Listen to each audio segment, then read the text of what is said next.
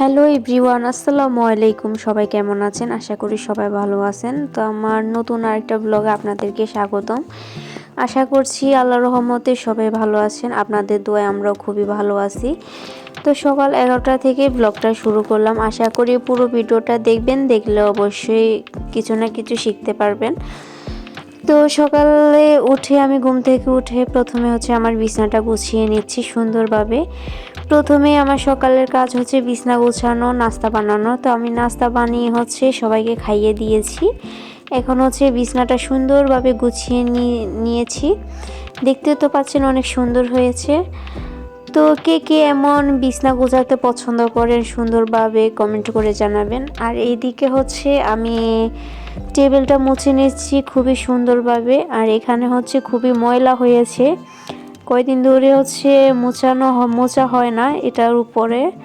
এর জন্যই ভাবলাম একটু অনেক সুন্দর করে মুছে নিই, তাহলে সুন্দর হবে। তো আমার সুন্দরভাবে মোছা হয়ে গেছে। এখন আমি সব ফার্নিচারগুলো মুছে নিব সুন্দরভাবে।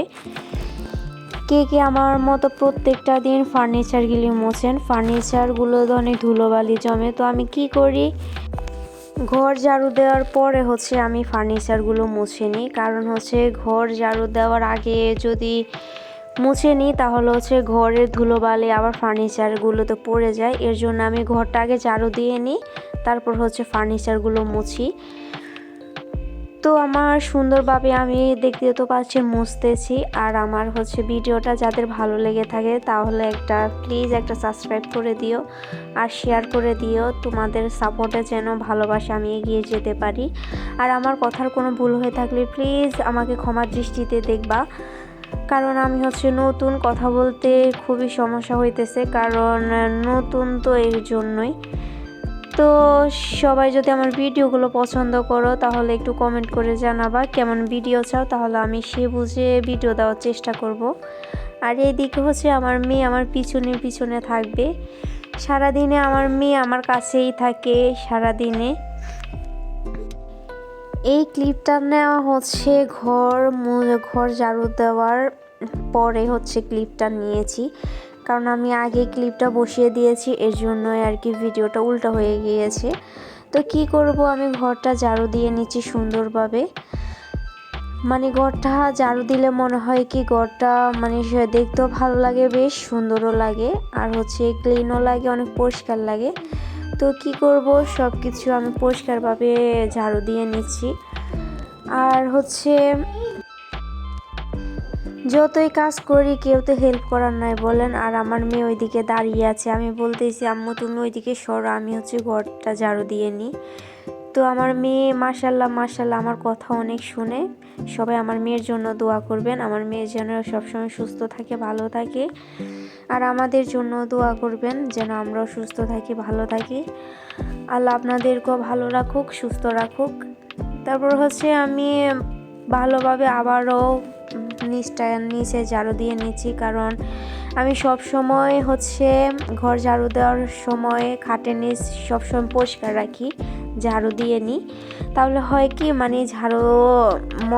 খাটের নিচে ময়লাটার পড়ে না, খাটের নিচটা অনেক সুন্দর থাকে।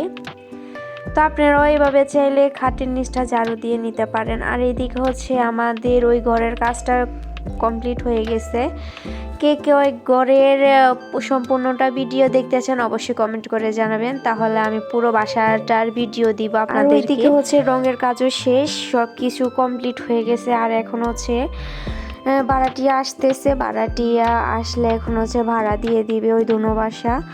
আর যদি কেউ ভাড়া নিতে চান অবশ্যই কমেন্ট করে জানাবেন। আর আমার সাথে যোগাযোগ করতে চাইলে আমার মেসেঞ্জারে আমার ভিডিওতে কমেন্ট করবেন। কমেন্ট করলে আমি অবশ্যই রিপ্লাই দেওয়ার চেষ্টা করব।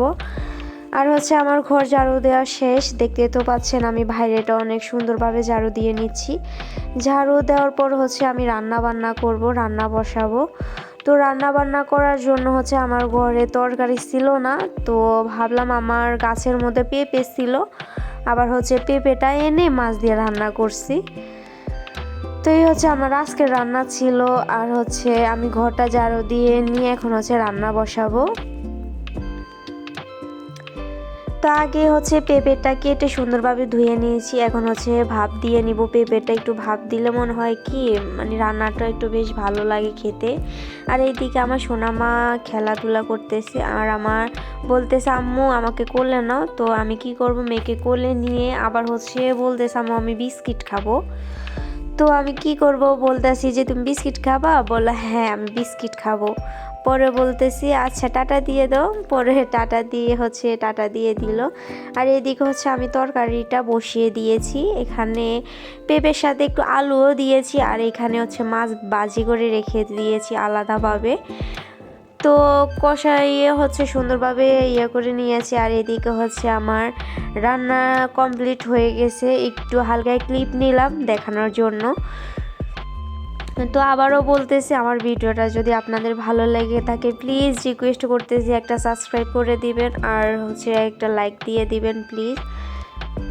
তো সবাই ভালো থাকবেন, সুস্থ থাকবেন আর আমার জন্য দোয়া করবেন। আর কে কী রান্না করেছেন অবশ্যই কমেন্ট করে জানাবেন। আর এইদিকে আমার নানি শাশুড়ি বলতেছে আমাকে 2টা কমলা কেটে দাও, তো কেটে দিলাম। সবাই ভালো থাকবেন, সুস্থ থাকবেন, আল্লাহ হাফেজ।